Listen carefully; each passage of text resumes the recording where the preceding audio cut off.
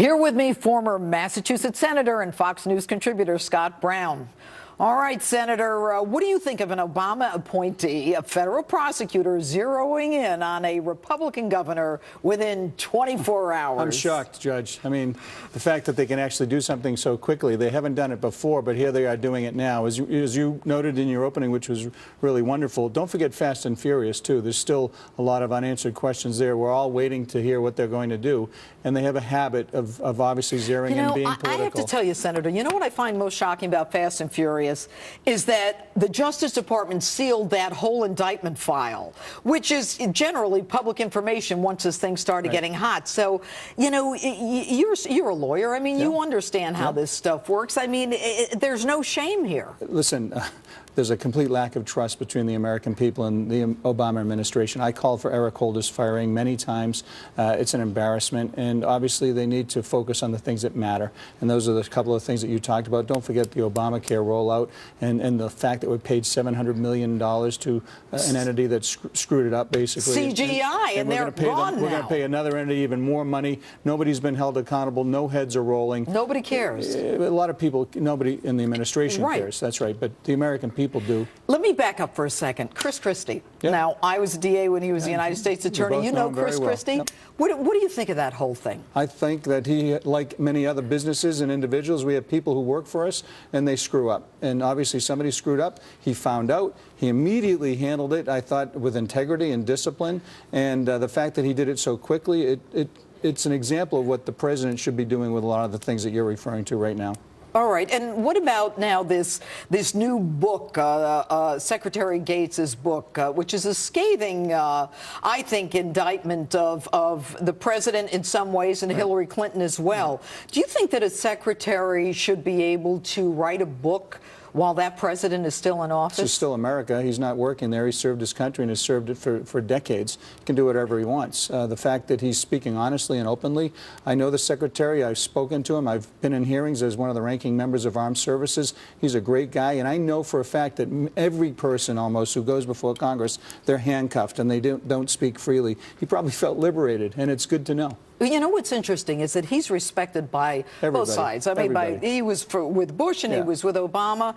And, you know, he's someone who, when he describes the frustration and, you know, he had to use everything within him to not blow up so many times. I mean, did you ever feel that way when you were absolutely. Listen, in the Senate? As a Republican from Massachusetts, when I'm getting battled from the left and the right, of course I felt that way. But in his situation, I know for a fact that a lot of the generals and other folks that go before Congress. Look at one of the generals passed out because he didn't want to go and take a bathroom break, as you know, General Petraeus. I was there that hearing. He passed out right there. There's so much pressure there, and they can't speak freely. How do you know it was because he had to take a bathroom break? He told us. That was the fact. Is that public? Well, he wasn't dehydrated. He was dehydrated because he wouldn't drink. And as a result, he passed out. So now the policy is, as you'll know. You know, we've got to talk about this a little more. But let's get to something here. So, Gates writes in the book, Hillary told the president that her opposition to the 2007 surge in Iraq had been political because she was facing him in the Iowa primary. The president conceded vaguely that opposition to Iraq surge had been political as well. Quote, this is Gates. To hear the two of them making these admissions and in front of me was as surprising as it was dismaying. I don't think there's any question that people love our troops, but in terms of the mission, I don't think it's any secret that the president was not in support of the mission itself. I think it's spot on. But how does a president who gets a Nobel Peace Prize, remember, and then goes into Afghanistan and, you know, kind of dithers back and forth about the surge and not the surge, you know, not be sure of it and sending Americans into harm's way? As I said before, there's a complete lack of trust between the American people and the president. As evidence right now with his low poll numbers and a lot of other things that are happening. So, listen, I think the book is going to get a lot of great coverage. I'm looking forward to reading it myself. I thought what was more interesting how he portrayed the vice president. Joe Biden? My experience with the vice president is that the president often checks out with tax extenders, a lot of the financial issues in our country. And if not for the vice president and Mitch McConnell actually getting together, we never would have had deals that dealt with a lot of those issues. So I found that a little bit interesting. All right, and that, of course, is the idea that Joe Biden's been wrong on every policy issue for the last, foreign policy issue for the last 40 years. I was a little surprised by that. Yeah, all right, let's talk about you for a minute. Did you move yet? Yeah, I moved. I'm a New Hampshire resident, 2 weeks yesterday. All right, 2 weeks yesterday. You living in New Hampshire. Does that mean you're going to run for the United States Senate from New Hampshire? I'm not sure. I'm really not sure. People want to know, obviously, but there's no time frame. I have to get settled. All right, let's back up. I'm still packing. All right, I know what boxes. you're going to do. Unpacking, all that. It's Yeah, all true. right. Okay. Did you like being a United States Senator? I was honored. It was an honor. For someone like me whose mom and dad were divorced 4 times each, lived in 17 houses, you know, got caught stealing at 12, to think that someone like me could actually be a United... I was the guy that used to go before people like you.